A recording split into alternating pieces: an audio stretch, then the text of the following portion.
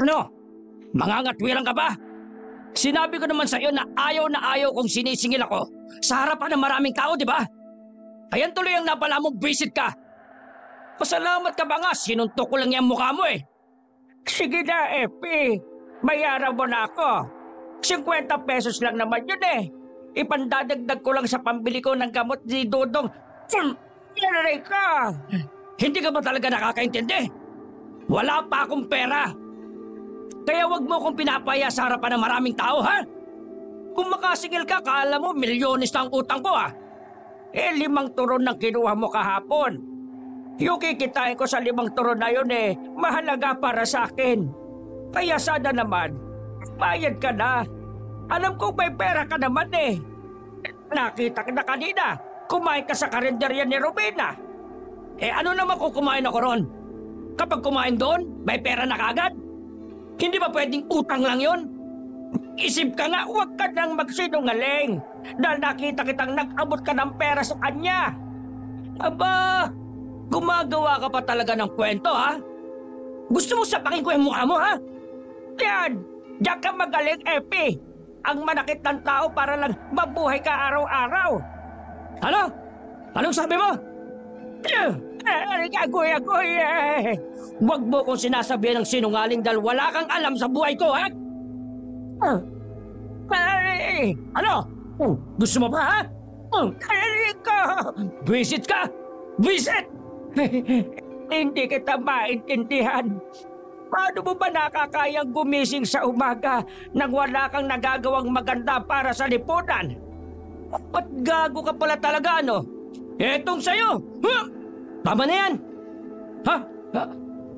Nanlaki ang mata ni Mang Epi nang biglang humarang sa harapan nila ang binatang si Romeo. Hawak nito ang kamay ni Mang Epi na dapat ay nakadapo na sa mukha ni Mang Pitlog. Gigil na binawi ni Mang Epi ang kanyang kamao. Habang si Romeo naman ay nanatili lang sa harapan ng kanyang ama. Nanindigan nito at hindi nagpakita ng takot sa kaharap. Grabe naman po kayo, Mang Epi. Kayo na nga itong may atraso eh. Kayo pa po ang nag-aagrabyado. Maangas na lumapit ng kaunti si Mang Epi. Tumura pa ito saglit at walang pakialam kung halos magdikit na ang mukha nila ni Romeo. Saan ka ba nakakita ng siga o maangas na nagpapakumbaba? Wala, di ba? Dumistansya naman si Romeo dahil amoy na amoy niya ang tila imbornal na bibig ng manong. Kahit na, dapat matuto kayong pagbayaran ng pagkakautang ninyo. Lumabang kayo ng patas. Kasi kami, kahit nahihirapan kaming mabuhay, hindi kami nanlalamang at hindi nang aabuso ng kapwa namin. Dapat, yun ang matutunan nyo sa buhay eh. Hindi naman na kayo bata eh. Ang tanda-tanda nyo na nga. Hindi ko nga ito dapat sinasabi dahil kusa mo na dapat itong alam eh. Dahil sa sinabi ng binata ay lalo itong nanggalaiti.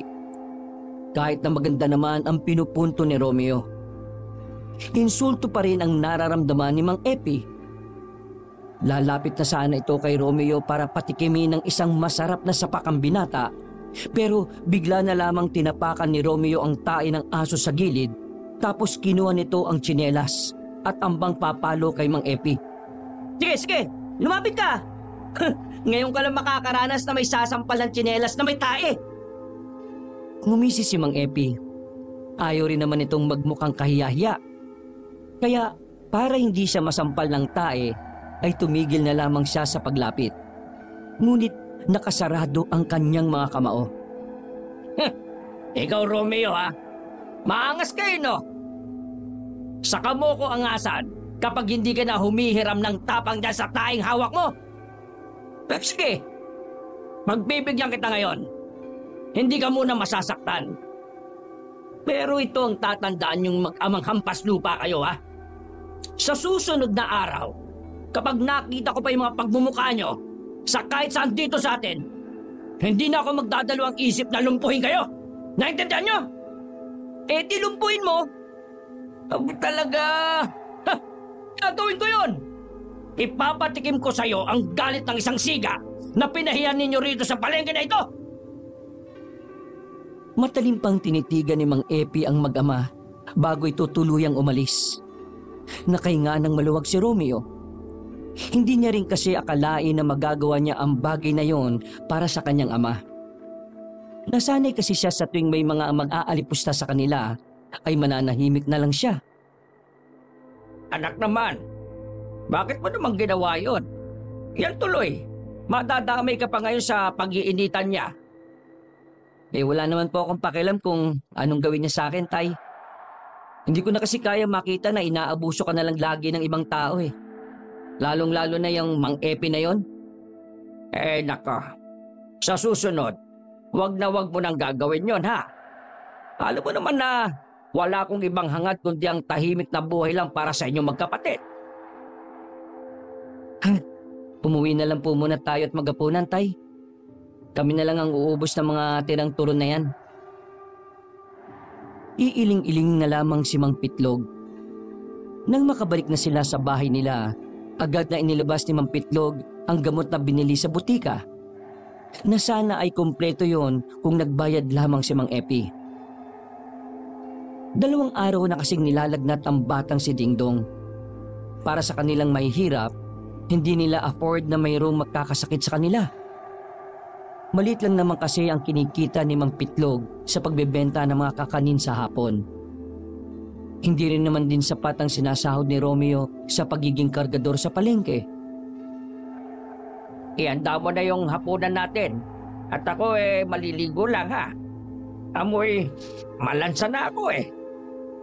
Sige Tay, ako na pong bahala. Agad na inilatag ni Romeo ang kanilang pagkain sa kanilang maliit na lamesa. Pagkatapos, nilapitan niya ang kapatid na nakahiga sa kanilang papag. Nakahiga lang yun doon habang balot na balot ng kumot na walang labalaba. Dingdong, kumusta pakiramdam mo? Mapungay ang mata ng bata nang tumingin ito sa kanya. Ngumiti muna ito saglit at saka nagsalita. Mabigat pa rin po ang pakiramdam ko, kuya. Huwag ka mag-alala. Bukas sahod ko na. Makakabili na rin tayo ng dapat mong inumin para mas mabilis ka nang gumaling. Kuya, kanina nga po nung wala kayo ni tatay, may pumunta rito sa bahay eh. Sandaling napaisip si Romeo. Hindi niya pwedeng isipin na may maniningil sa kanila. Dahil kahit na mahirap lang sila, ay wala naman silang pinagkakautangan. Wala rin naman silang kamag-anak na maaaring lumapit sa kanila. Dahil lahat ng mga kamag-anakan nila sa baryo ay puro mata pobre. May pumunta rito sa bahay? Sino? Nagpakilala ba siya? Hindi niya sinabing pangalan niya eh. Pero ang sabi niya sa akin, kilala niya raw si tatay. Namukhaan mo ba? Opo. Tapos ano po, malambot siya kahit na lalaki. Ha? Malambot na lalaki? Opo. Malambot tapos nakembot pa nga po ang bewang eh. Binabae. Lalaki pero babae kung kumilos at magsalita. Opo. Sino po ba yun? Sabi niya po, matagal na niya pong kilala si tatay eh. Kuya, binabay din ba si tatay? Natawa si Romeo at sandaling tinakpan ang bibig ng bata. Uy, baka marinig ka ni tatay. Pero hindi naman ganun si tatay. At kung ganun man si tatay, wala naman siguro masama. Dahil kahit na ano pa ang kasarian mo, hanggat wala kang tinatapakang tao, dapat tanggapin ka rin ng lipunan. Ganun po ba? Kailangan mo nang kumain ha, para makainom ka na rin ng gamot. Mauuna ka na kasi naliligo pa si tatay sa labas eh. Maayos namang lumipas ang gabing yon para sa pamilya ni Romeo. Yun nga lang ay may kaunting pag-aalala pa rin para sa batang si Dingdong.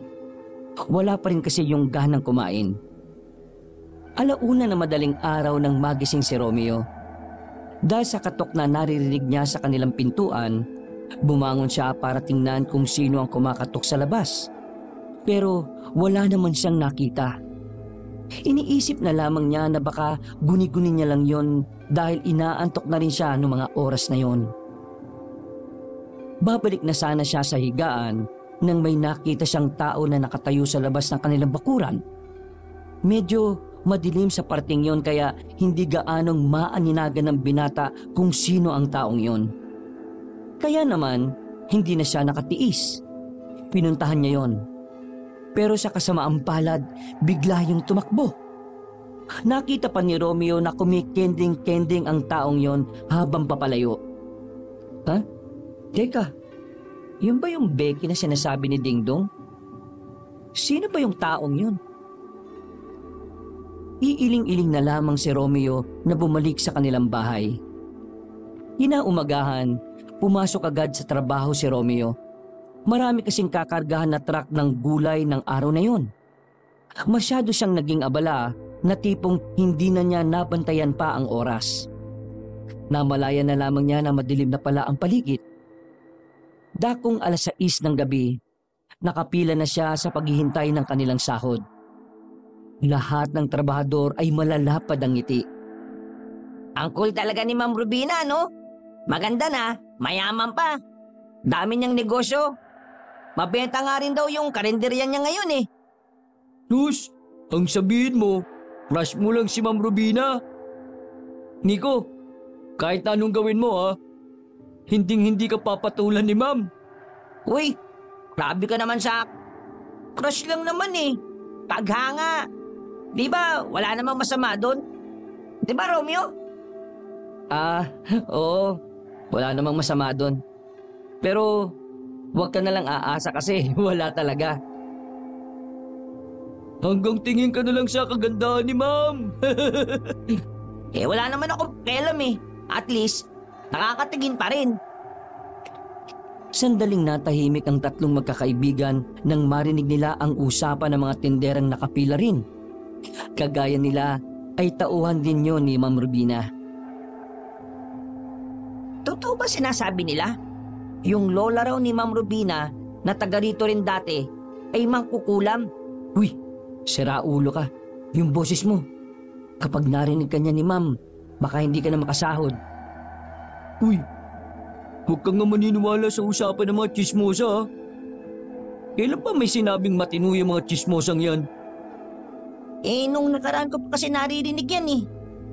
Kapag maganda ka, mabuti ka at may pera ka, lahat ng mga inggit sa'yo, gagawa't gagawa ng kwento para lang masira ka. Yun ang dahilan kung bakit ka nakakarinig ng mga ganyan. Nasa sayo na yan kung maniniwala ka. Pero kung maniniwala ka, ang tawag sa'yo, tanga. Pero papaano kung... Uy, yan na nga ba sinasabi ko eh. Natigil sila sa pag-uusap na makitang nakatingin na sa kanila ang kanilang boss na si Rubina. Napayuko na lamang sila nang lumapit sa kanila ang amo.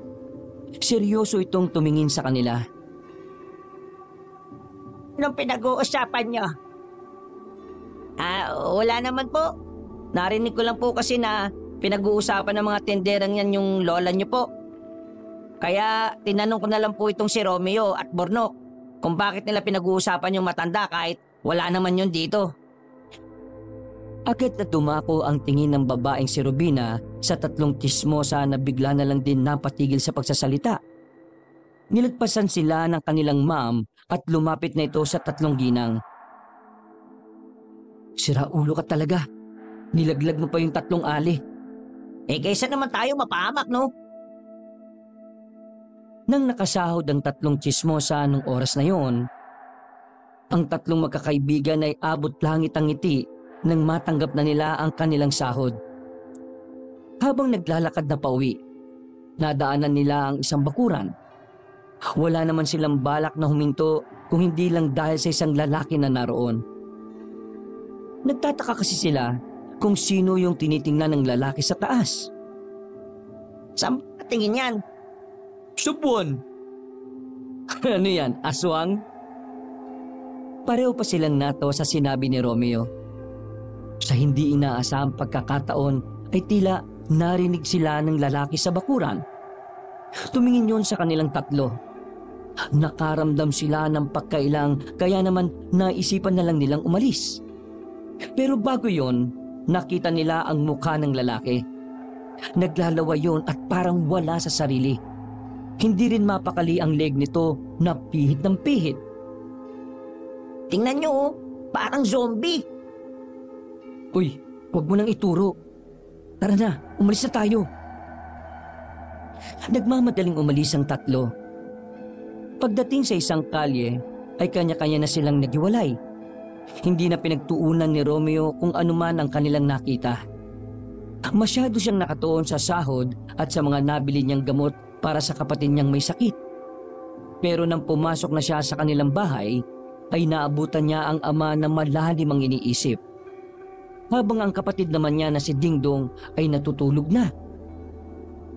Tay, mukha yatang malalim ang iniisip niyo ah. Ayos lang po ba kayo, Tay? Pilit nang ngumiti ang kanyang ama at saka muling dinampot ang tasa ng tsaa. Wala naman akong problema. Pero kanina kasi may pumunta rito sa bahay.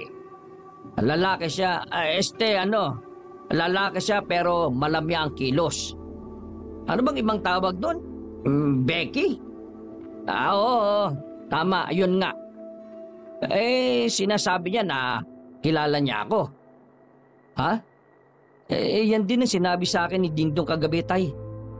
Ano naman bang napag-usapan niyo ng taong yon?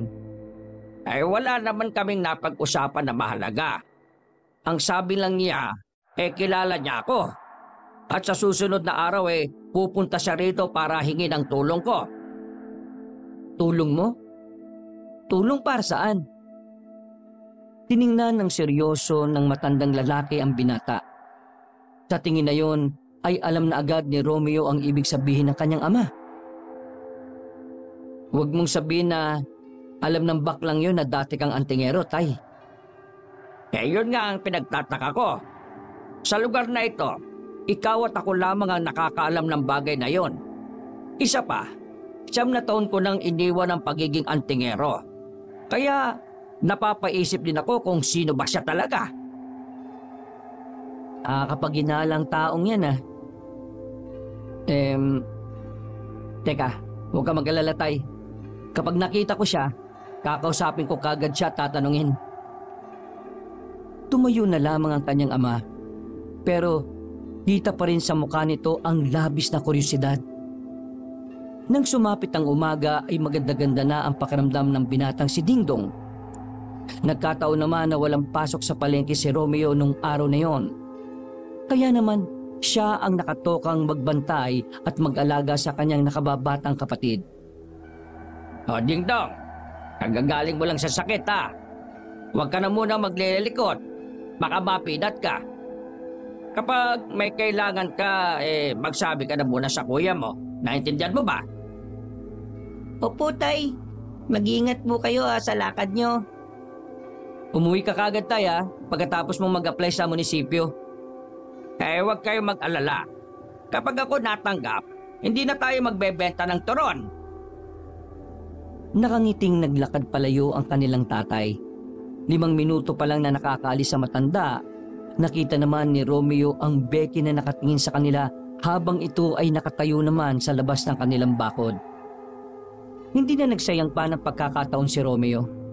Hinabol niya yon at naabutan niya naman ito nang matapilok ang Becky. Ouch! Why naman now pa ako na down? Nakaupo pa ang Becky na si Santino nang lapitan siya ni Romeo. Pagharap nito sa binata ay kita pa ni Romeo ang makapal na makeup nito. Naghahabaan din ang may kulay nitong kuko at ang pabaliko nitong kilay. Mawalang galang na kung sino ka man. Pero nung nakaraan ka pa nagpunta sa bahay namin sinabi mo rin kay tatay na kilala mo siya. Pwede ko bang malaman kung ano ang kailangan mo sa kanya? Bongga! Asking without helping. Kung help mo na kaya Akesh na makastand up, masok itong paakes. Hindi nagdalawang isip si Romeo na tulungang makatayo si Santino. Kumindat pa nga yun sa kanya na para bang nangaakit. Bakit ka naman kasi nagsusuot ng ganyang kataas na takong? Nakikita mo namang lupa lang ang daanan dito sa baryong to. Ay, walay lang. Want ko lang mag-wearing. Kasi, bagay sa aking beauty, diba? Ha? Ganon? O sige. Pero pwede bang sagutin mo na rin yung tanong ko? Naiwan ko kasi yung kapatid ko. Kailangan kong bumalik agad eh. Tumingin na makahulugan si Santino sa kanya. Seryoso ang mukha nitong humugot muna ng malalim na paghinga. Siguro naman, knows mo na yung pudra ay dating atingero, di ba? Ha? Oo naman. Pero pwede bang huwag mong lakasan ng boses mo? Sikreto lang kasi yan eh. Ay, actually, my name is Santino. Santino sa umaga, Santino sa gabi. Ang santa-santahan ng Barrio Burgos na naniniwala sa kasabihang, biruin mo ng lasing, wag lang ang matching na bading. Nagsalubong ang kilay ni Romeo dahil alam niyang ibang-iba ang sinabi ni Santino sa nakasanayang kasabihan. Tapos? Kilala ng pudrakals ko ang pudrakals mo. As far as I know, dati silang mag-join force kontra sa mga aswangit. Kaso, si Pudra, na-deadball na last year. Dahil walay na ang pudrakals, walay na ring guardian sa aming baryo. Scared ang person sa aming lugar. Kaya naman, need ng mga person ng isang human being para maging protector. Teka. Sinasabi mong may mga aswang sa baryo ninyo? At dahil wala na ang papa mo, ang tatay ko ang gusto mong pumalit sa kanya? Ganun ba? Tumpak, bongga, bright person. Napahawak si Romeo sa kanyang noo at napaisip. Doon na niya naintindihan kung ano ang gustong mangyari ng kausap niyang si Santino. Pero dahil matagal nang wala sa ganoong larangan ng kanyang ama, hindi niya sigurado kung matutulungan ni Ma'am Pitlog ang kausap niya. Alam mo kasi, matagal nang hindi antingero si tatay eh. Kaya hindi ko sigurado kung matutulungan kanya. Kaya, Help me. Gusto kong mag-talk sa pudrakels mo. Want ko siya sa aming baryo eh. Needed namin siya sa aming... ay nako, mabibigo ka lang kung kakausapin mo siya. Matagal nang kinalimutan ng tatay ko ang ganyang gawain. Kaya, pakiusap lang ha. Huwag ka nang bumalik sa bahay. Ay, ano ka ba naman kuya? Kapag don't nanategi ang mga aswangit sa amin, there's a big chance na gumora sila dite. And you know what? Every baryo sasakupin ng mga aswangit na yon. Kaya walang no choice ang pudrakals mo. Siya na lang ang one and only antingero na natitira. Siya lang ang may powers na lumaban sa mga ugly creatures. Kaya please naman no, help! Help! Siya lang ang hope ng plangto. Huminga ng malalim si Romeo. Kahit na hindi pa naman niya lubusang kilala ang taong yon, hindi niya maintindihan kung bakit ang bilis niyang maniwala. Sige, susubukan kong kausapin si tatay. Sasabihin ko ang mga sinabi mo. Pero, pakiusap lang ha. Huwag ka na munang pupunta sa bahay namin, pwede? Diyos ko, Lord! Thank you so much! Kapag pumayag ang pudrakals mo, many more na life ang mga maliligtas! Huwag ka munang maging masaya.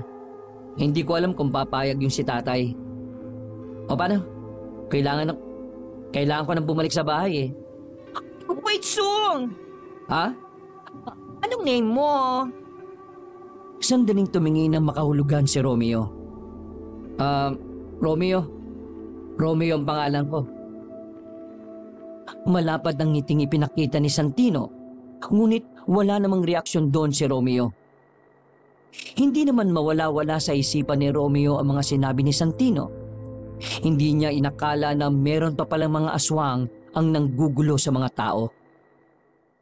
Buong akala niya kasi ay naubos na ng kanyang ama ang mga aswang noon.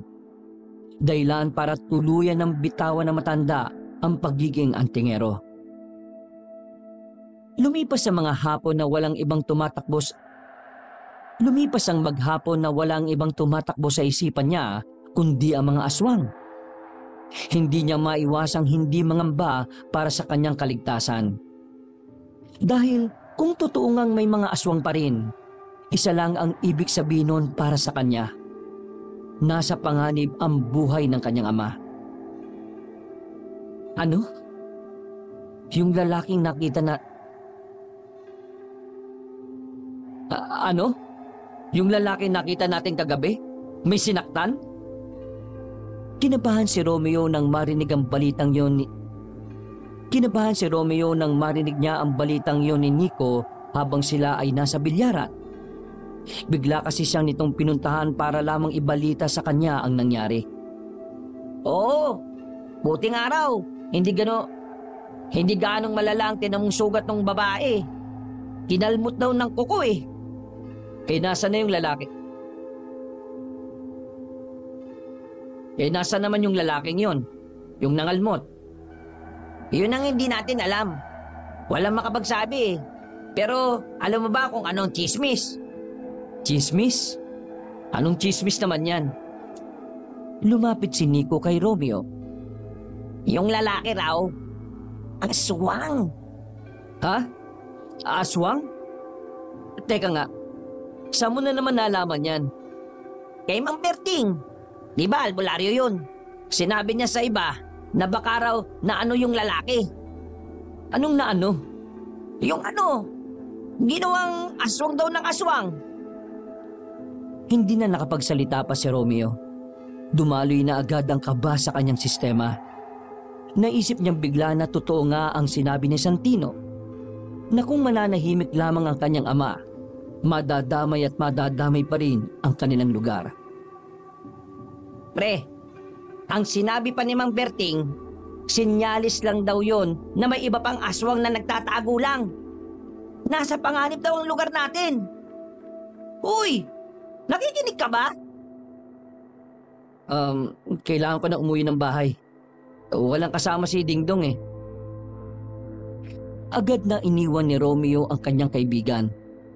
Nang makabalik na siya sa kanilang bahay, ay agad niyang nakita si Dingdong na masayang naglalaro. Nakahinga siya ng maluwag. Napaparanoid na rin kasi siya dahil doon sa lalaking bali-balitang naging aswang.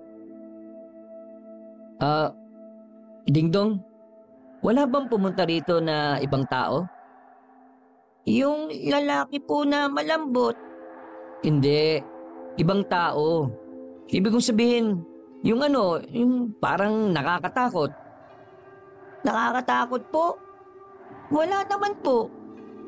Bakit po? Hinawakan ni Romeo ang ulo ng bata at saka binigyan ng paalala. Kung sakali mang wala ko rito at si tatay, kapag may nakita kang aswang po ba? Natamimi si Romeo sa sinabi ng kanyang kapatid. Hindi niya alam kung papaanong yun agad ang unang pumasok sa utak ni Dingdong. Samantalang hindi naman nila yun kinukwento ng kanyang ama tungkol doon. Sa katunayan, wala nga itong alam na dating antingero si Mampitlog. Teka, bakit mo naman yan alam? Noong may sakit po kasi ako, ilang beses ko pong napapanaginipan na meron daw pong aswang. Basta, sasabihin mo sa akin kung ano man ang makikita mong hindi kaaya-aya ha? Naintindihan mo ko? Opo, sige po. Pagkatapos ng usapan na yon, ay inilatag na rin ni Romeo ang banig. 7:00 pa lang ng gabi noon pero maagang nakaramdam ng antok ang batang si Dingdong. Wala pa rin si Mampitlog noon kaya merong nararamdamang kaunting kaba si Romeo. Tulog na si Dingdong habang siya, kahit inaantok na rin, ay pinipilit pa rin itong manatiling gising. Hinihintay niya kasi ang kanilang ama. At sa parehong oras, binabantayan din niya si Dingdong. Ang kaso nga lang, hindi na niya namalayan na nakatulog na pala siya. Nagising na lamang siya nang marinig na may malalakas na katok sa kanilang pintuan. Sa pag-aakalang ang kanyang ama yon, bumangon siya at lumapit sa pintuan. Pipikit-pikit pa siya na tinanggal ang pako na nagsisilbing kandado ng pinto. Pagbukas niya, bumungad sa kanya ang ilang lalaki sa labas. Hindi niya makitang mukha dahil may kadiliman din doon. Sino kayo? Tanong ng binata na bigla na lang ding naglakihan ng kanyang mga mata. Wala siyang nakuhang tugon mula sa mga taong yon. Kaya naman nagsimula na rin siyang kabahan. Ha? Sino kayo? Anong kailangan? Hindi na naituloy ni Romeo ang sasabihin nang bigla siyang sipain paloob ng kanilang bahay. Nang pumasok na rin ang mga yon, saka lamang nalaman ni Romeo na mga aswang ang mga lalaki. Nakakatakot ang mga mukha nito. 11 anyos pa lang siya nung huli siyang makakita ng aswang. Hoy! Saan niyo dadalhin ang kapatid ko? Huwag niyo siyang kunin! Sinubukan tumayo ni Romeo, pero sa kasamaang palad ay muli siyang sinipa ng dalawang lalaki hanggang sa tuluyan na siyang mapaluhod sa sahig. Wala na siyang nagawa. Nakita na lang niyang tinatangay na ng mga aswang ang batang si Dingdong. Pag-alis ng mga aswang ay iika-ika siyang naglakad palabas ng kanilang bahay. Hawak-hawak niya pa ang kanyang tiyan nang lumabas siya ng bakuran. Dahil wala na ang kanyang ama. Pinuntahan niya ang bahay ni Mang Berting para humingi ng tulong. Mang Berting! Mang Berting! Tulungan niyo po ako! Bilis! Ilang minuto lang ay dumungaw na sa bintana ang matandang puti na rin ang buhok. Ano bang kailangan pa? Yung kapatid ko po, kinuha ng mga aswang. Pinasok po nilang bahay namin. Mang Berting, tulungan niyo kami! Ano? Diyos ko naman! Nagmamadaling lumabas ang matandang si Berting. Lalo itong nag-alala nang makitang dumura ng dugo si Romeo. Ang bihira! Nasaan ba ang tatay mo? Siya dapat ang una mong hingan ng tulog eh! Alam niyo po na antingero si tatay? Ano ka ba naman? Siyempre naman, oo! Ako nga ang nagbasbas sa mga anting-anting ng papa mo eh! Sinubukan ni Romeo at Mang Berting na sundan ng mga aswang na dumukot kay Dingdong. Pero nakarating na sila sa kagubatan ay wala naman silang nakita. Hindi alam ni Romeo ang gagawin ng mga sandaling yon. Sinisisi niya ang kanyang sarili dahil sa nangyari. Ang mabuti pa, umuwi ka na muna sa inyo. Kailangang malaman muna ito ni Pitlog. Maraming salamat po sa inyo, Mang Berting.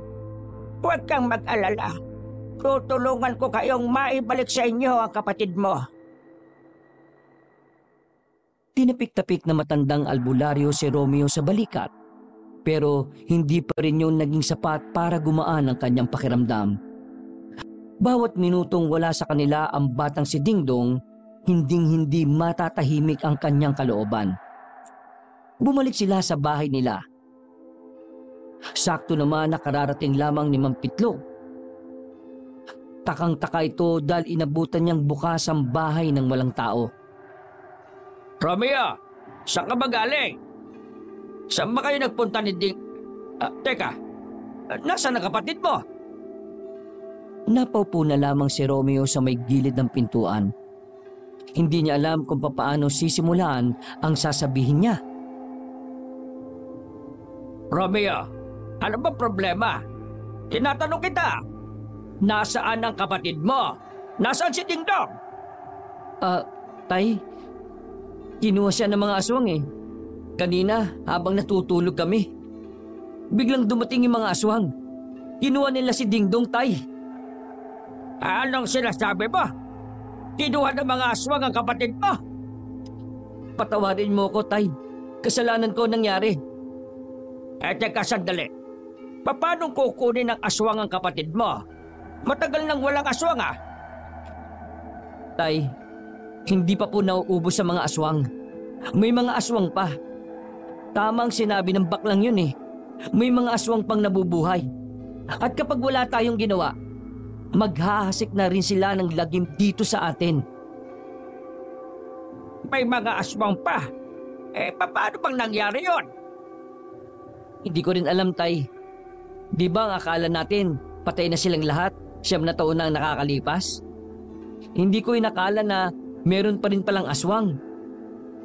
Tay, ano pong gagawin natin? Kinuha nila si Dingdong. Hindi ko mapapatawad ang sarili ko kapag may nangyaring masama sa kanya. Umupo rin sa gilid ang matandang si Pitlog. Bumuntong hininga pa ito at sandali ring nag-isip. Kitang-kita sa mukha nito ang labis na pag-aalala. Hindi tuloy maiwasan ni Romeo na maawa sa kanya. Mukhang kailangan ko nang bumalik sa pagiging antingero ah. Pero paano ang pangako mo kay Mama nung bago pa siya mamatay? Kung nasan man ang nanay mo, tsaka kung maintindihan niya kung bakit ko ito gagawin. Romeo, anak, wala na tayong ibang paraan kung papaano may babalik si Dingdong sa atin.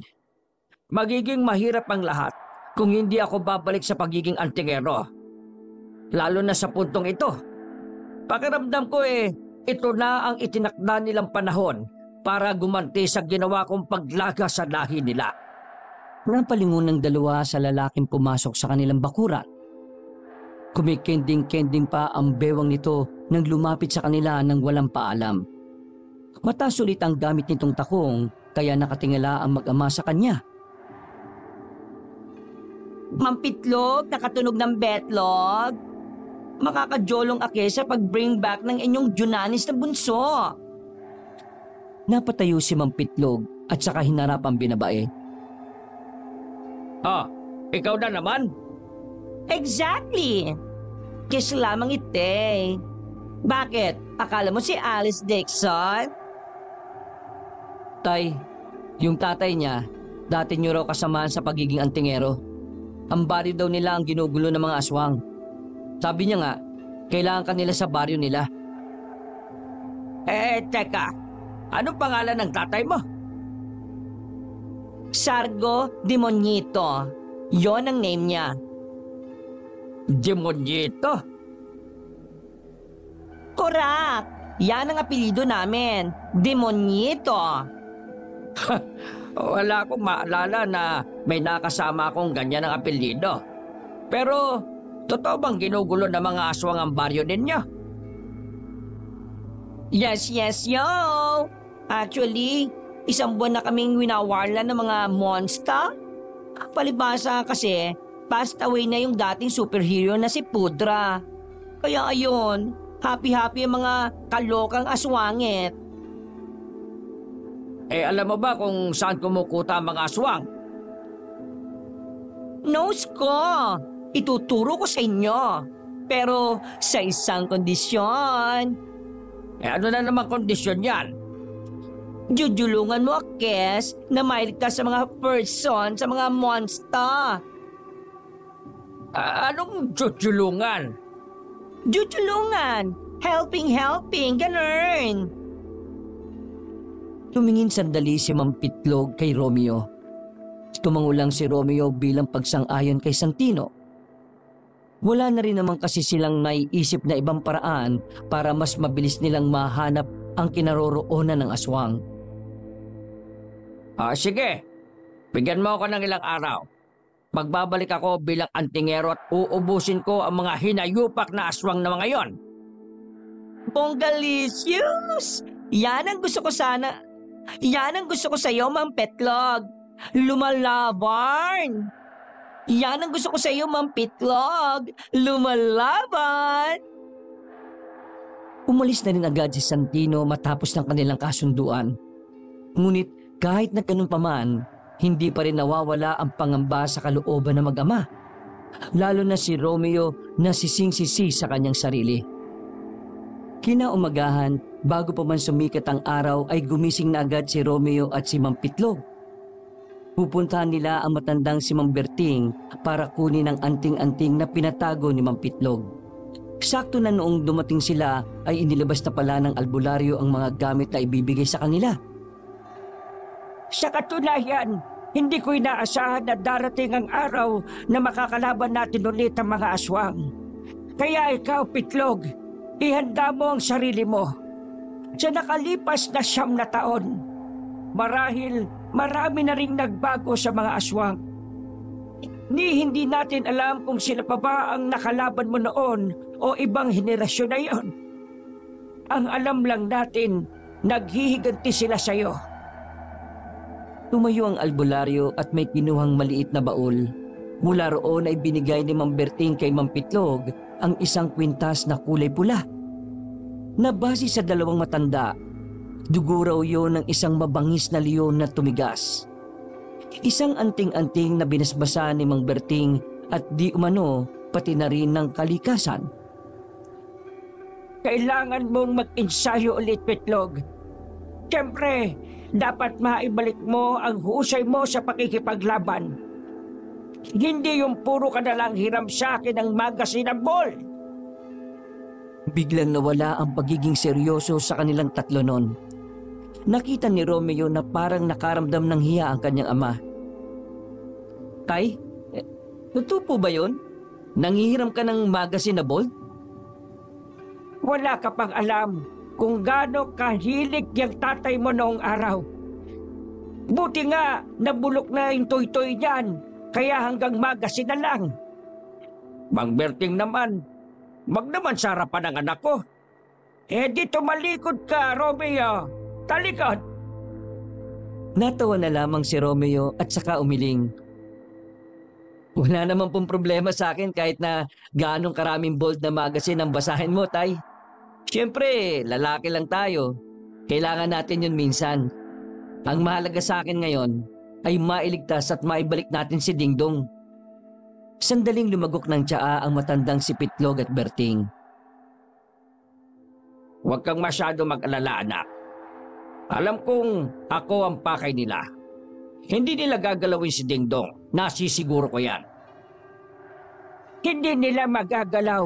Yun ang tamang sabihin mo. Napansin ni Romeo na parang nagsenyasa ng dalawa. Hindi siya pamilyar sa mga kahulugan ng mga senyas kaya hindi niya alam kung ano ang ibig sabihin nun. Sumapit ang tanghali. Sandaling umalis si Mang Pitlog para mag-insayo sa kagubatan. Si Romeo naman ay hindi na rin pumasok sa palengke. Gamit ang itak at latigo, nagsanay din siya kung paano lumaban. Pilit niyang ginagaya kung paano makipaglaban ang kanyang ama noong araw. Samantala, sa kalagitnaan ng kanyang pagsasanay, biglang dumating ang dalawa niyang kaibigan, si Nico at Bornok. Bagsak ang balikat ng dalawa. Parang mukhang nalugi. Oh, ano nangyari sa inyo? Bakit ganyan ang mukha ninyo? Sandaling nagkatinginan ng dalawa at saka bumuntong hininga. Umupo ang mga ito sa mahabang upuan na yari sa kawayan na nasa gilid ng bakod. Wala na tayong trabaho. Wala na talaga tayong tao. Kakainis naman. Ano naman kasing ginawa niyong kalokohan at bakit kayo natanggal? Anong ginawang kalokohan? Wala kaming ginawa. At uy, kasama ka sa natanggal, no? Lahat tayo, wala nang trabaho. Sandaling binitiwan ni Romeo ang itak at latigo. Ha? Bakit? Nalugi na ba yung negosyo ni Ma'am Rubina? Ewan namin. Basta lahat ng negosyo niya biglang itinigil muna eh. Ito na nga ang chismis. Kita raw si Ma'am Rubina, minanan na raw ang pagiging mangkukulam ng lola niya. Kaya yun, hindi na muna siya Oy, Nico, yan ka na naman sa chismis eh. Saan mo na ba nakukuha yung mga impormasyon na yan? Basta, yun ang chismis. Ay, teka, maiba tayo. Nasa pala si Dingdong? May dala-dala pa naman akong piko para sa kanya. Nangako kasi ako nung nakaraan sa kanya eh. Nako, wag mong sanayin, baka masanay. Nasaan nga? Nasa loob lang. Wala kaming nakitang nasa loob. Nasaan nga? Nagdadalawang isip si Romeo kung sasabihin niya rin ba sa mga kaibigan niya ang tungkol sa pagdukot sa kanyang kapatid. Batid niya kasing maaring kumalat ang bagay na yon sa oras na malaman ni Nico at Burnok. Alam niya rin kasi kung gaano kadaldal ang dalawa. Papa Romeo! Napalingon sila sa bakuran nang marinig ang maharot at malanding tinig ni Santino. Salubong naman ang kilay ni Nico at Burnok nang makita ang binabae na pumasok sa bakuran. Papa Romeo! Ready na ba ang mga food rackels mo? Ituturo ko na sa kanila kung nasaan yung mga monster na aswang. Hindi na napigilan ni Romeo ang sinabi ni Santino. Dahil dito, nakatunog na si Nico at si Burnok. Ano? Aswang? Teka. Kakalabanin pa ng papa mo mga aswang? Albularyo ba ang papa mo? Shucks! Doon pa nila, no? Sorry to the max. Don't din pala ako dapat nag-tell. Napailing na lamang si Romeo. Wala na siyang dahilan pa para maglihim sa mga kaibigan niya. Kukulitin din naman siya nito kung ililihim niya pa. Bagyang lumapit si Romeo sa dalawa at hininaan ang kanyang boses. Hoy, makinig kayo. Kung ano man ang malalaman nyo, sana huwag niyong ipagsasabi ha. Tumango si Nico at Burnok bilang tugon. Si tatay ay isang antingero. Nilalabanan niya at pinapaslang ang mga aswang noon. Pero matagal na siyang nag-retire. 9 na taon ang nakalilipas pero now need ng pudra niya mag-come back. Dahil ang mga ugly creature ay nagwawarlan na. Don't you ba notes? Ang kanyang little brother ay ginetsong ng mga aswang. Uy, hinayaan mo na lang sana na ako magsabi sa kanila, di ba? Teka. Ano yung ginetsong? Ginetsong? Ibig sabihin, kinuha. Biglang tinapik ni Santino sa balikat si Burnok nang may nang aasar na itsura. Uy! Understanding ka sa kawikaan ng mga bading! Ha! May future ka! Uy, di kita kilala ha. Huwag kang feeling close ha. Sapakin ko isopagus mo eh. Teka. Totoo ba, pre? Kinuha ng mga aswang ang kapatid mong si Dingdong? Huminga ng malalim ang binata. Nakaramdam na naman siya ng lungkot at labis na pag-aalala. Oo, totoo yun. Alam kong mahirap paniwalaan na may aswang pero totoo na kinuha ng aswang ang kapatid ko. Natutulog ako kagabi nung dumating sila eh. Mukhang gagantihan nila si tatay dahil sa pag-ubos niya sa mga aswang noon. Inakbayan ni Nico si Romeo. Nakangiti pa itong tumingin sa kanya. Naniniwala kami sa iyo, pre. Kung may tutulong kami, magsabi ka lang ha.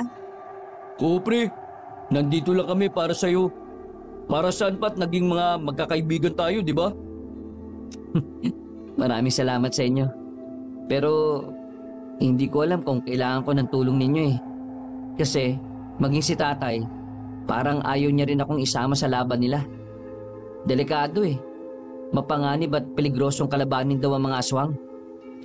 Di, kung ayaw ni Mampitlog, tayo na ang gagawa ng paraan. Hahanapin natin ang kapatid mo. Hindi na nagsalita pa si Romeo.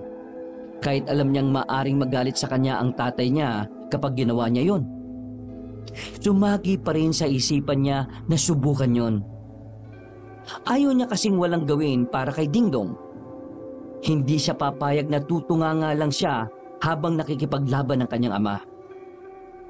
Nung oras na yon, kahit wala namang kaalam-alam si Nico at Burnok sa mga aswang, buo ang loob ng dalawa na samahan si Romeo. Malaki kasi ang utang na loob ng dalawa.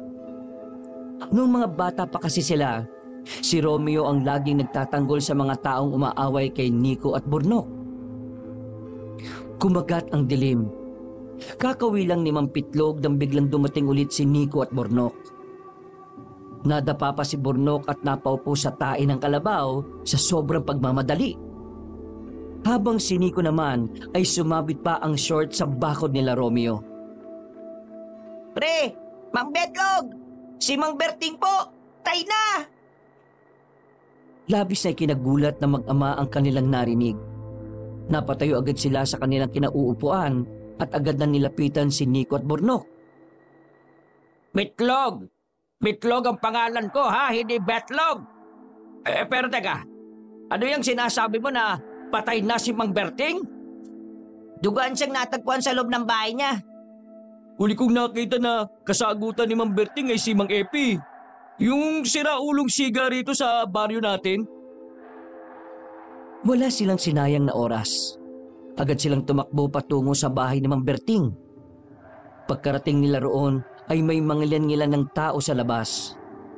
Pumasok sila sa bakuran at sinilip ang loob ng bahay.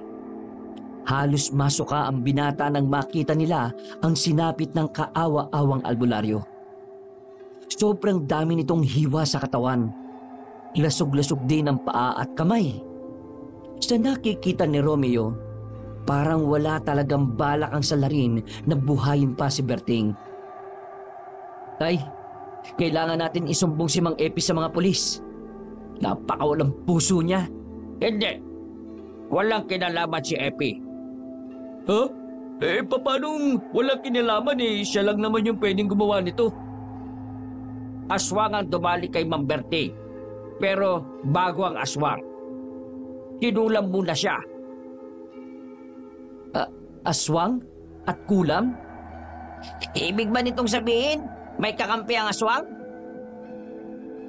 Hindi na nagsalita pa si Mang Pitlog. Bumalik na ito muli sa kanilang bahay at kinuha ang itak na may kalawit sa dulo. Isinuot na rin ito ang kwintas na kulay pula ang pendant. Noong oras na yon, alam ni Romeo na mapapalaban na ang kanyang ama.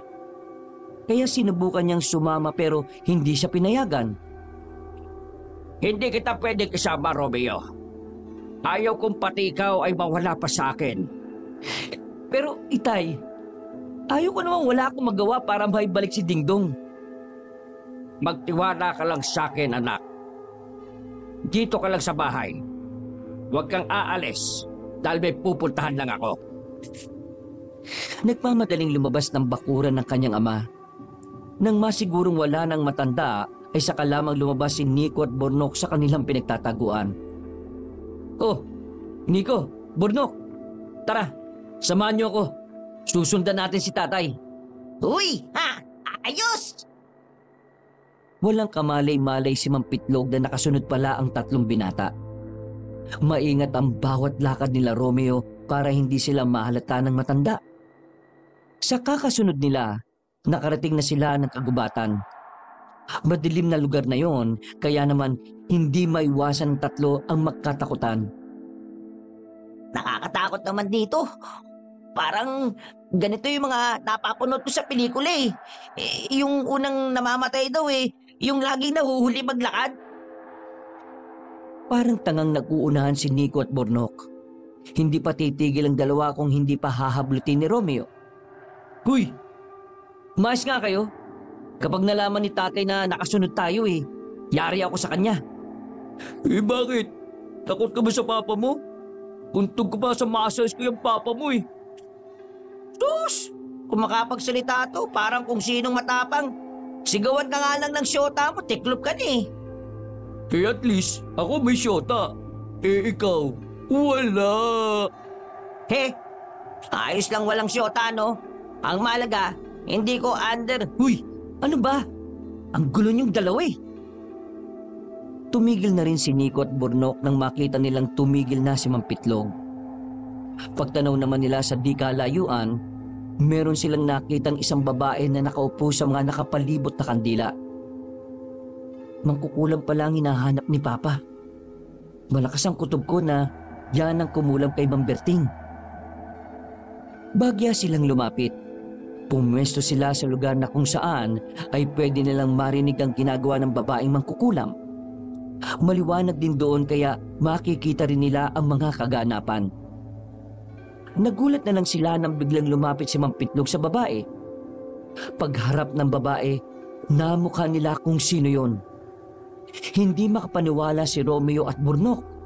Pero para kay Nico, matagal na rin niyang naiisip yon dahil sa kakasagap niya ng chismis. Ma'am Rubina, mukhang abalang-abala ka sa ginagawa mo ah. Takot na takot ang babae at saka ito tumayo. Muntikan pa nitong matapakan ang isang kandila sa pagkataranta. Saan mo nakuha ang larawang kong yan? Ako na pala ang isusunod mong kulapin ha. Umamin ka nga sa akin. Ikaw ba kasabwat ng mga aswang? Anong sinasabi mo? Ma'am, huling-huli ka na po eh. Ikaw ang mangkukulam sa baryo na kumulam kay Mang Berting. Ngayon, ako naman ang isusunod po ninyo. Balak mong alisin muna ang isang albularyo at ang isang antingero nang sa ganun madali niyong may sasakatuparan ng mga plano ninyo. Wala ka yata sa sarili. Tinutukan ni Mang Pitlog ng itak na may kalawit sa dulo ang babae. Umabig ka na at sabihin mo sa akin kung nasaan ang kuta ng mga aswang at kung sino ang huling tumotas kay Mang Berting. Gusto mo bang umamin ako? Sige. Ilang sandali lang ay may mga kalalakihan ang lumabas mula sa gilid-gilid ng mga puno. Lahat ng yon ay naglalaway. Umaangil at nakakatakot ang mga anyo. Ito ang sagot ko. Nakaramdam na ng takot si Romeo para sa kanyang ama. Para sa kanya, magiging dihado si Mang Pitlog dahil nag-iisa lamang ito kumpara sa 10 mga aswang na protektor ng mangkukulam na si Rubina. Pasensya na po kayo, ma'am. Pero Diyos lang ang kinatatakutan ko. Walang ano-ano ay bigla nagsilusuban ng mga aswang patungo sa kinaroroonan ni Mang Pitlog. Tuwang-tuwa si Nico at Burnok nang makita kung papaano lumaban ang matandang si Pitlog. Grabe pala talaga ang tatay mo, pre. Akala ko isa lang siyang tagatinda lang tron eh. Hindi ko na pala siya iuuntog sa muscle ko. Kahit ako, hindi ko rin alam na ganyan pala talaga siya kagaling. Tingin ko, hindi na niya tayo kailangan ngayon eh. Mabuti pa manood na lang tayo. Kitang-kita nilang sisiw lang kay Mang Pitlog ang pakikipaglaban sa mga aswang na yon. Wala sa kilos nito ang pag-aalinlangan. Ang nakikita nila sa galaw nito ay isang malakas at matapang na antingero.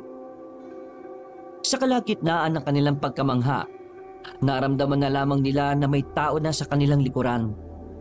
Nagulat sila dahil paglingon nila, nakita nila ang isang aswang na parabang nanunood lang din sa kanila. Tinutukan ni Nico ng ilaw sa muka ang nilalang na yon. Nakilala nila ang aswang na yon. Yun ang lalaking nakita nila sa bakuran nung isang gabi. Guys, anong gagawin natin? Ano pa? Takbo? Takbo na! Pero bago pa man sila makalayo, nahawakan na ng aswang na yon ang short ni Burnok. Sa pagpupumilit niyang makapiglas, napunit ang short niya at tuluyang nakita ang kanyang brief na may tatakpan ng palabas na engkantadya.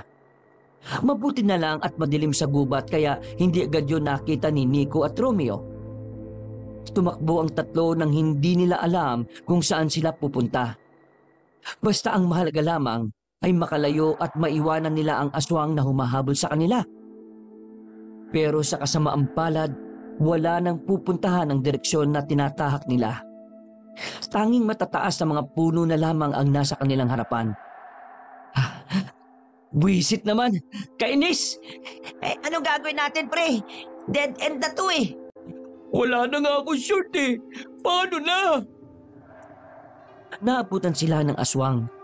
Ang tanging nagawa na lamang nila ay sumiksik. Nang magsimula ng lumapit sa kanila ang aswang na yon, ay nadagdagan pa ang kanilang kaba. Parang aatake na sa puso si Nico. Si Burnok naman ay mas inintindi pa nitong huwag makita ni Romeo at Nico ang design ng kanyang brief. Habang si Romeo naman naisipan niyang dumampot ng bato sa gilid.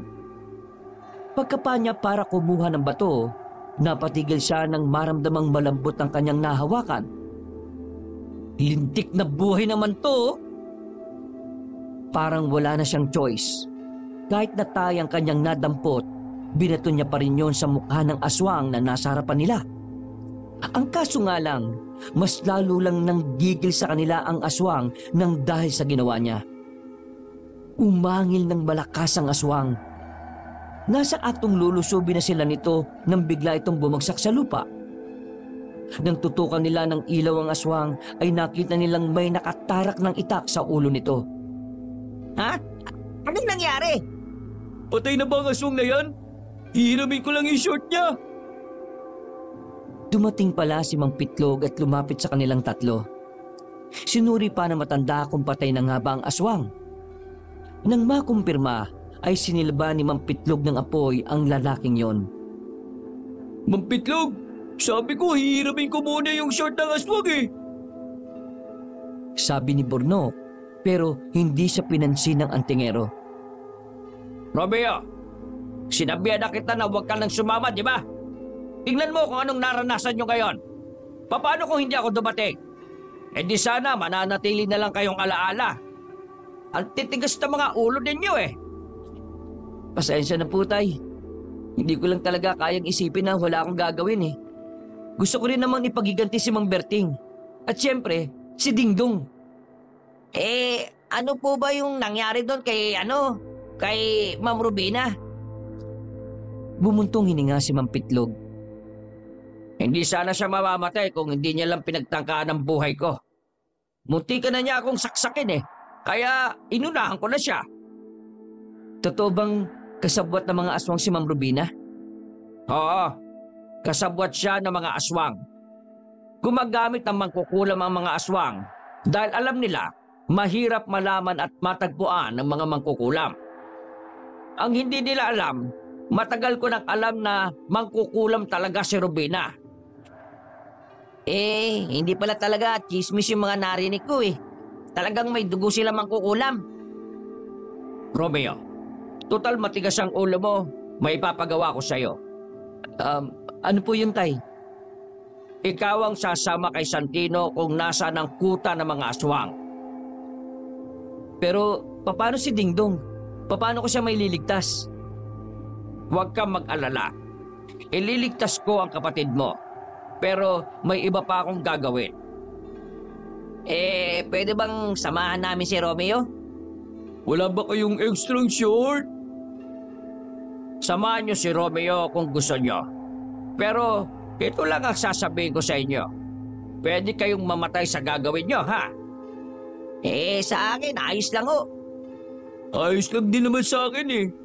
Ang hindi ayos, yung wala akong short na yun. Pagtutok ni Nico ng ilaw sa ibaba ni Bornok, nakita nila ang kakaibang design ng brief ng kaibigan.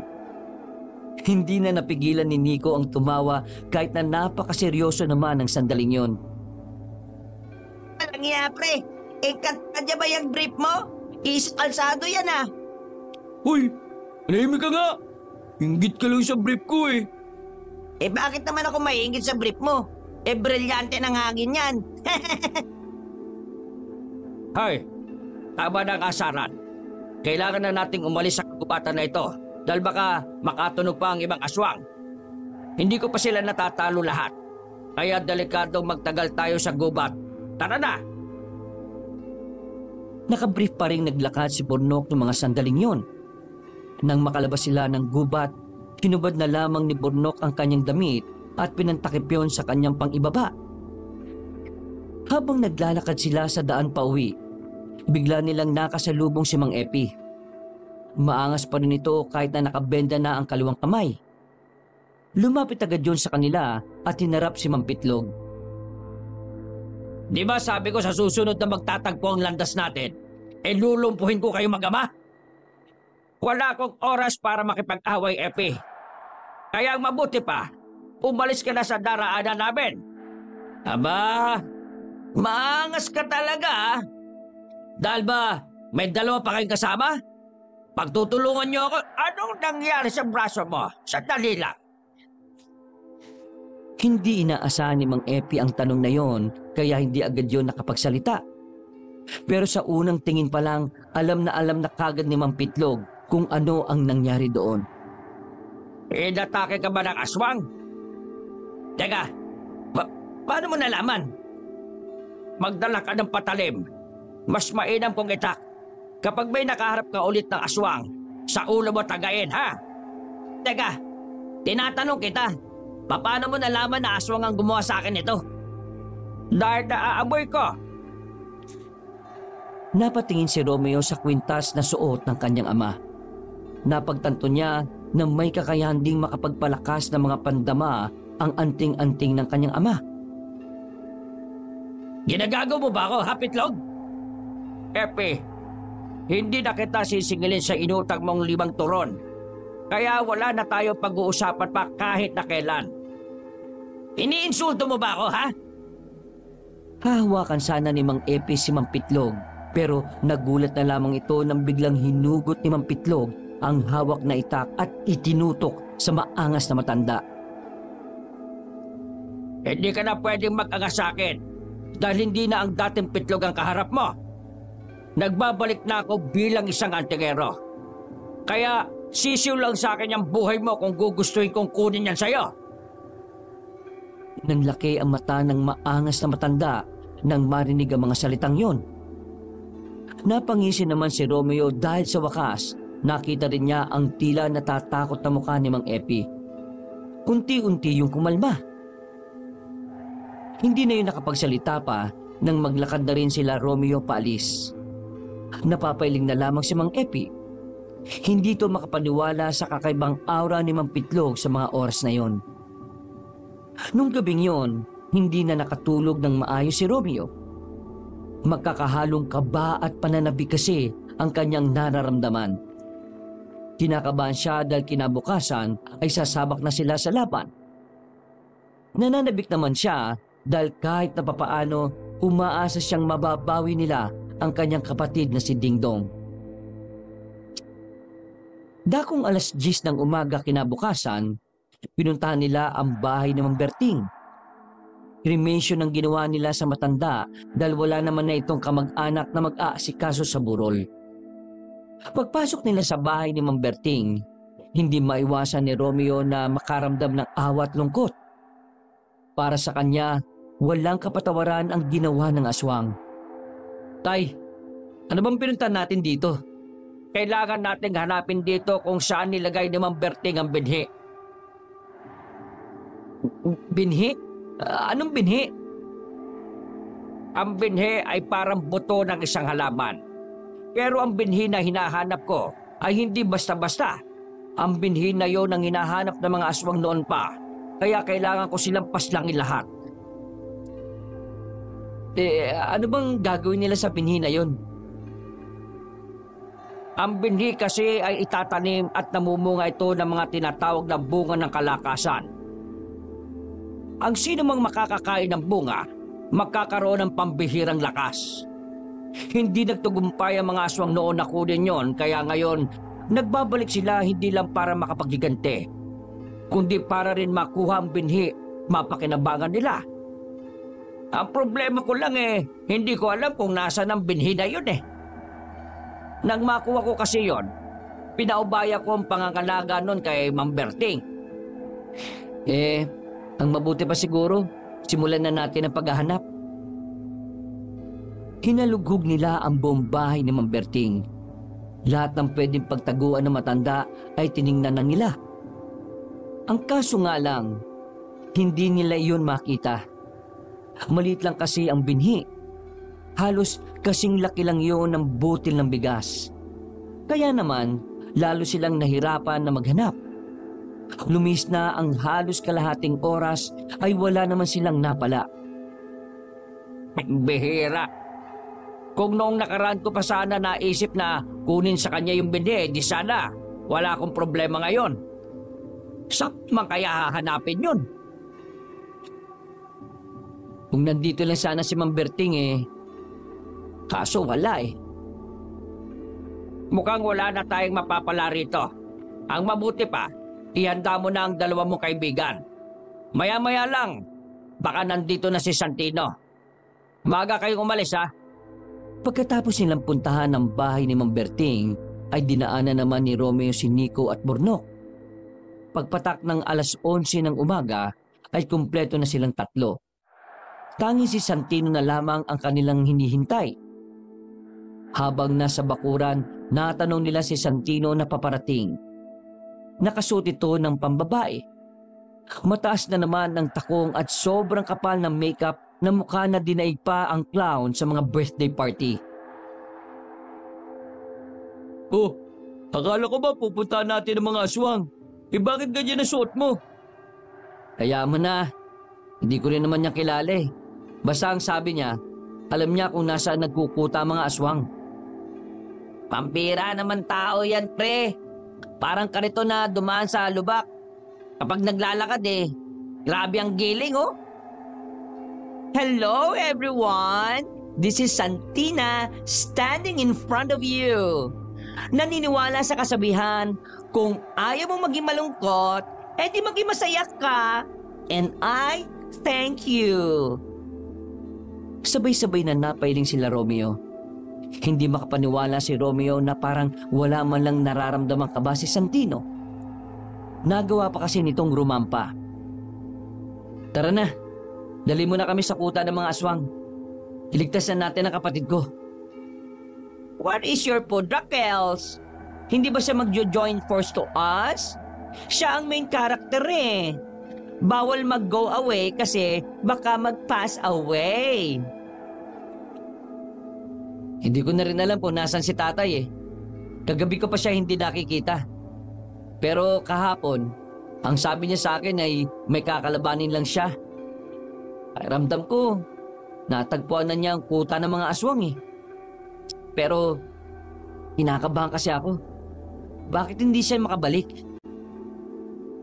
Sa hindi maipaliwanag na dahilan, napansin ni Romeo ang simpleng pagkakangiti ni Santino. Pero hindi na lamang niya yun pinansin. Inisip na lamang niya na baka normal lang yun sa mga tulad ni Santino na malambot. Pwede na ba tayong umalis? Kanina pa kami dito eh. Oo nga, gustong-gusto ko ng manapak ng aswang eh. Tsaka, ng mukha ng aswang. Well, if strong bones naman kayo, edi go na us. Bago mag-alas 12 ng tanghali, ay lumakad na ang apat. Ayon kay Santino ay malayo-layo ang kanilang lalakbayin. Hindi sila pwedeng sumakay ng kahit na anong sasakyan dahil kabundukan na ang kanilang tatahakin. Malayong baryo kasi ang kanilang pupuntahan. Inabot na sila ng ilang oras sa kagubatan pero wala pa sila sa kalahati. Inip na si Burnok. Kaya habang si Nico at Romeo naman ay tahimik lang na nagmamasid. Malayo pa ba tayo? Alas 5 na nga po no. Halos 5 oras na tayo naglalakad. Sobra lang naman ata ng baryo yun eh. Baka papuntang Maynila na mga baryo natin. Huwag ka na magreklamo. Tsaka huwag kang apurado. Hindi kayo na nang pupuntahan natin. Ikaw lang yata yung excited na mamatay eh. Far away talaga ang walking natin mga papi. Just like what I said, malayong malayo yung amin.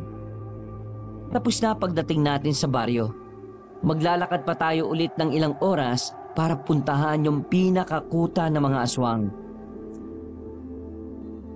Ay, wow, amazing ang brain cells mo ah. Paano mo na-nose yan?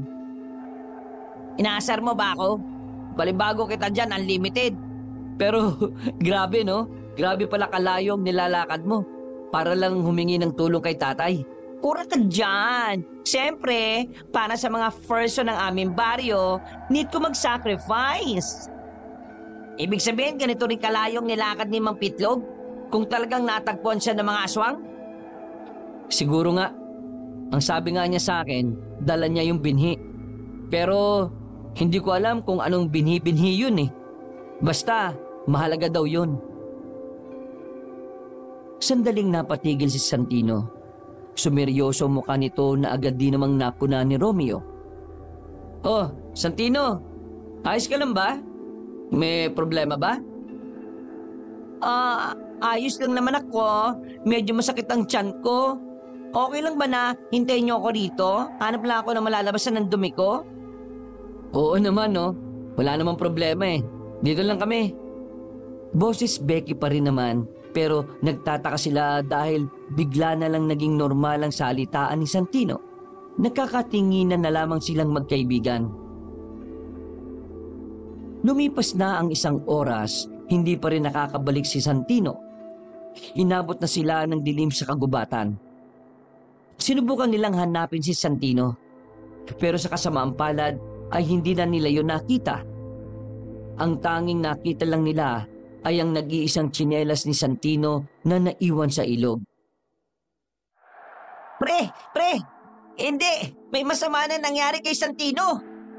Nilunok na ng buhaya yun! Tinuro ni Romeo ang mga liwanag na nakikita nila. Kahit malayo yun sa kanila, batid nila ang mga ilaw na yon ay muli sa mga kababayan. Malakas ang kutob ni Romeo na baryong yun na ang sinasabi ni Romeo. Sigurado ba kayong hindi na natin siya hihintayin? Hindi na. Mas mahalaga ang buhay ni Dingdong kaysa sa kanya. Nagmamadali na silang maglakad patungo sa mga liwanag na kanilang nakikita. Hindi nga nagtagal ay nakalapit na rin sila doon. Pero dahil nag-iinit sila, hindi na muna siya pumasok sa loob ng baryo.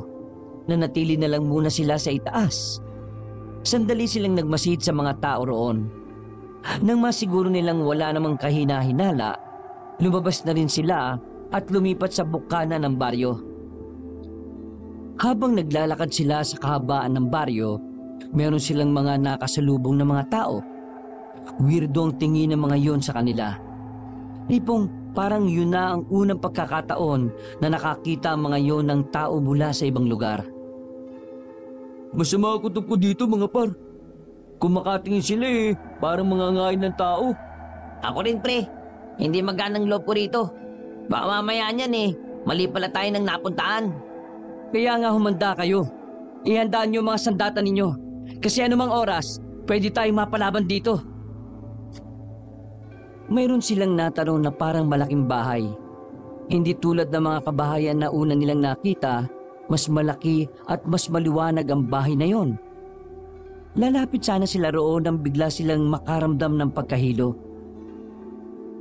Umiikot kayo pre! Anong nangyayari?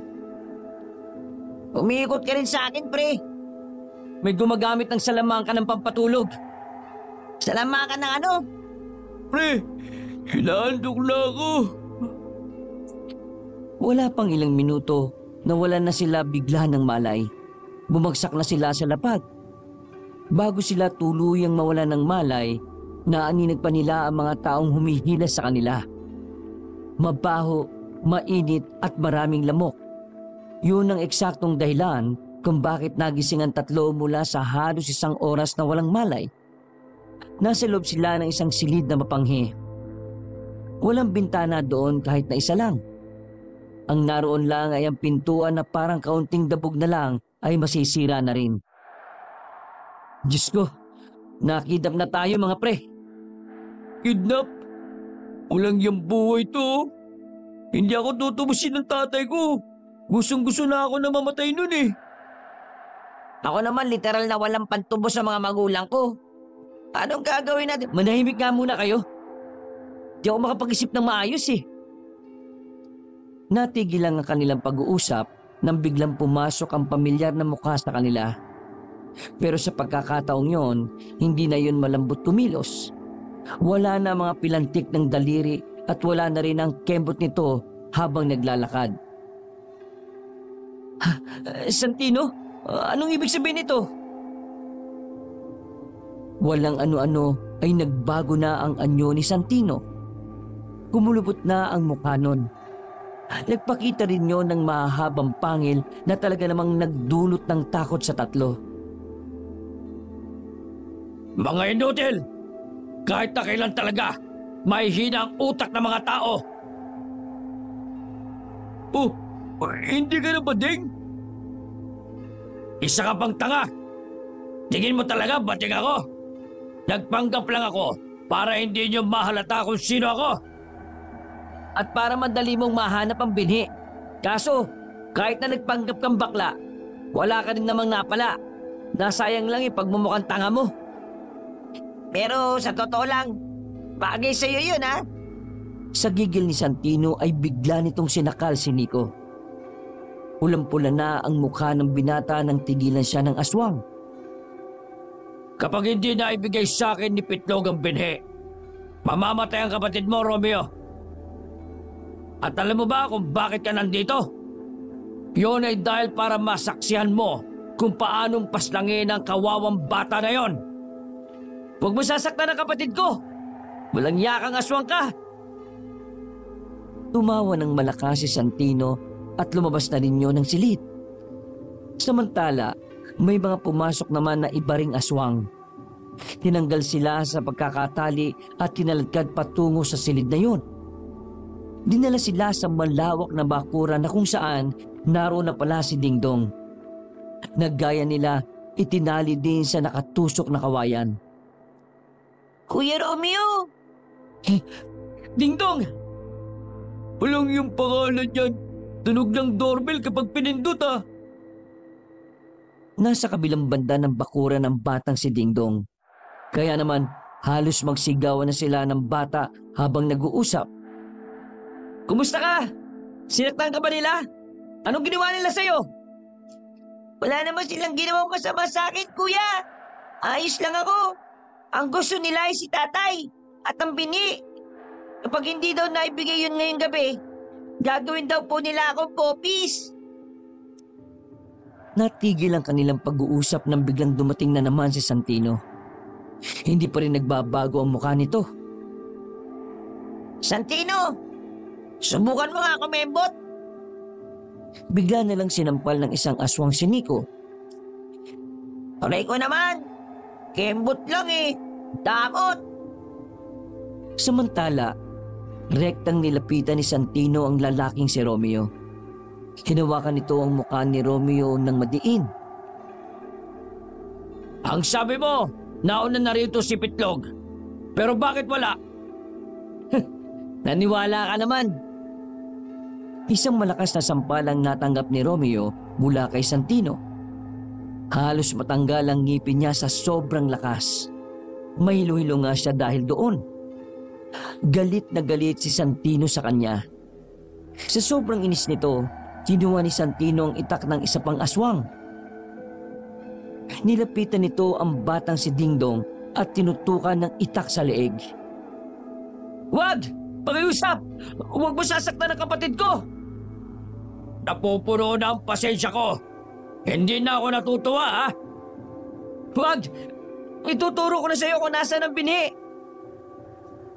Nang marinig yun ni Santino ay bagyang nabawasan ang inis nito. Lumapit agad yun kay Romeo. Nasaan ang bini? Ituro mo sa akin! Ituro mo! Nasa bulkang mayon. Ha? Nasa bunganga ng bulkang mayon ang binhi. Hinulog ni tatay doon kanina. Seryoso ka ba sa sinasabi mo? Ha? Siyempre hindi. Asar ka ba? Hindi na nagdalawang isip pa si Santino ng mga sandaling yon.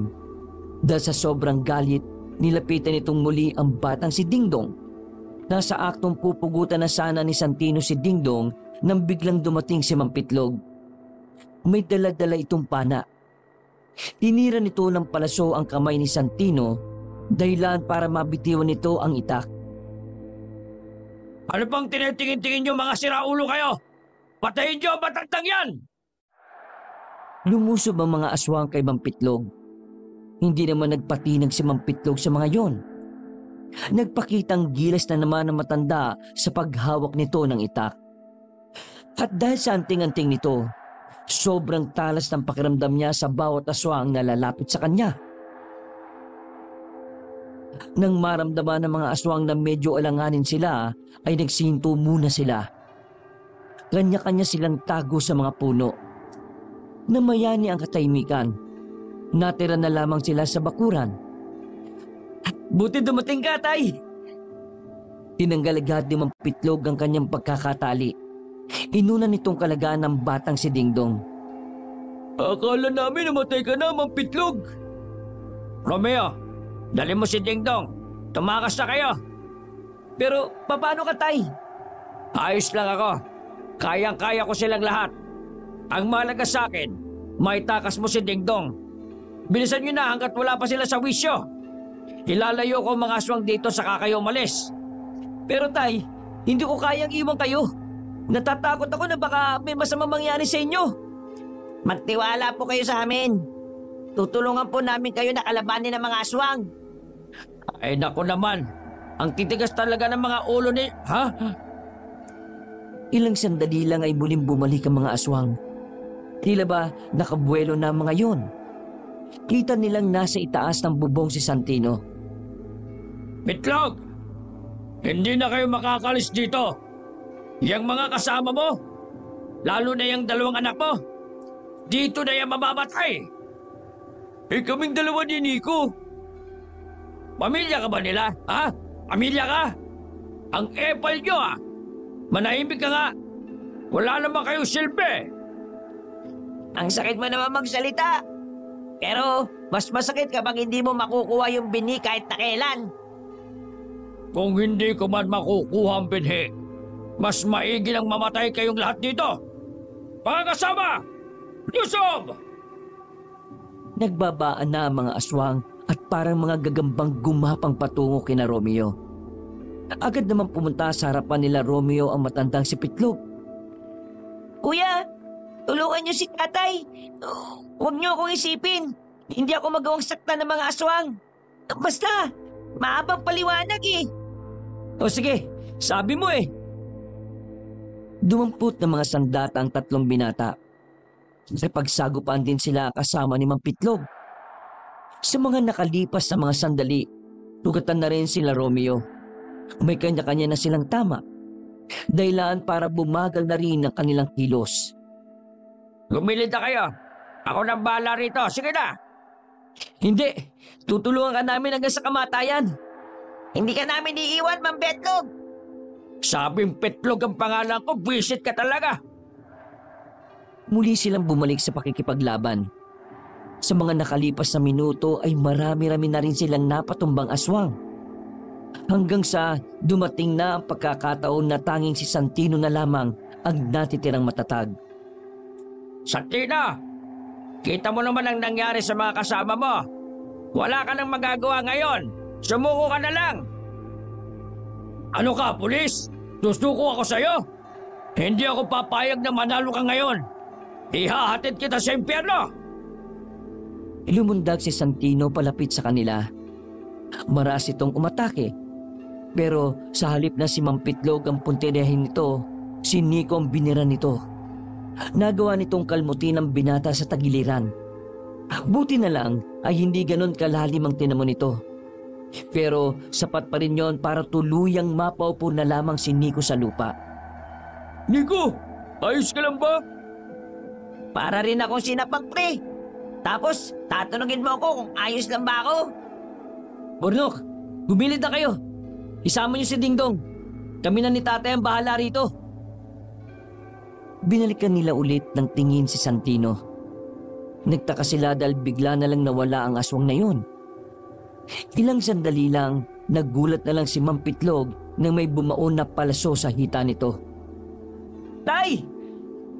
Pag mo kong intindihin, ayos lang ako. Hindi na naituloy ni Mang Pitlog ang kanyang sasabihin nang biglang nasa gilid na pala niya si Santino.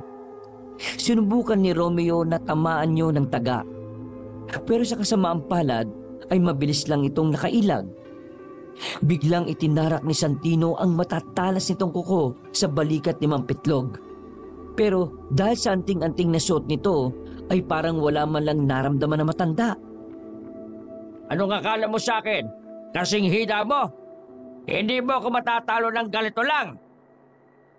Lumingon si Mang Pitlog sa gilid nang maramdaman na doon manggagaling ang aswang na si Santino. Pagkagupit niya ng hawak na itak, tinamaan agad yon sa leeg. Hindi pa nakontento si Mang Pitlog. Hinila niya ang leeg ng aswang na yon gamit ang dulo ng itak nito na may kalawit. Gumulong pa ang ulo ni Santino. Tinakpan naman nila Nico at Bornok ang mga mata ng batang si Dingdong. Napas lang nila ang aswang na si Santino. Pero pagkatapos noon ay nawalan na ng malay si Mang Pitlog. Nagmamadaling pinasahan ni Romeo ang kanyang ama. Tay, gumising ka. Anong nangyari sa'yo? Sandali silang tumigil sa pagtakbo nang maramdamang dumilat na ang matanda. Tay, ayos na po ba kayo, Tay? Romeo, ikaw na ang bahala sa kapatid mo, ha? Ano bang sinasabi niyo dyan, Tay? Yung palaso, may malakas na lason. Hindi na ako aabot sa ospital. Hindi, kakayanin mo yan. May anting-anting ka, di ba? Hindi na rin kaya ng anting-anting ko ito, anak. Hindi na ako magtatagal. Agad na tumulo ang luha ni Romeo.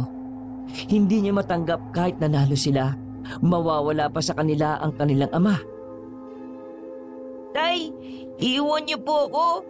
Akala ko po ba, paglulutuan niyo ako ulit ng paborito kong turon na malambot po yung saging? Bakit kayo nagpapaalam, Tay? Dingdong, anak. May mga bagay talaga sa mundo na kailangan nating tanggapin. Isipin mo na lang na tapos na ang misyon na binigay sa akin ng Diyos. Huwag ka mag-alala, anak. Kahit na wala na ako sa tabi mo, lagi naman kitang babantayan. Pero sabi niyo po, hindi kayo mawawala kahit na kailan eh. Pero bakit niyo po ako iiwan? Nagsinungaling lang po kayo nung sinabi niyo po yun. Sabihin niyo sa akin, Tay, na hindi po kayo mawawala. Pakiusap po, Tay. Huwag niyo po akong iiwan. Hindi kita iiwan, anak. Lagi lang akong nasa puso niyo ng kuya mo. Umubo-ubo ng sunod-sunod ang matandang si Pitlog. Maya-maya pa ay tuluyan na rin itong nalagutan ng hininga. Napalot ng iyakan ng kagubatan. Naging saksi pa ang papasikat na araw sa kanilang pagdadalamhati. Isang linggo matapos mawala si Mang Pitlog ay inilibing na rin ito. Masakit para sa kanila ang nangyari. Pero sa kabilang banda ay sinusubukan pa rin nilang maging masaya. Alam nila na yun din naman ang gustong mangyari ng kanilang ama. Ang pagkapanalo nila sa mga aswang ay isang malaking tagumpay para kay Romeo. Nawala man ang kanyang ama, napigilan naman nila ang masamang balak ng mga aswang. Sa paglipas ng mga buwan na taon, nakapagsimula na rin ng bagong buhay si Romeo kasama ang kapatid at kaibigan. Samantala, nahanap na rin ni Romeo ang binhi na hinahanap-hanap ng mga aswang. Natatawa na lang siya dahil ang binhi na yon ay natagpuan lang niya sa loob ng pendat ng kwintas ni Dingdong. Ang kwintas na binigay ng kanyang ina nung kapapanganak pa lamang ng bata.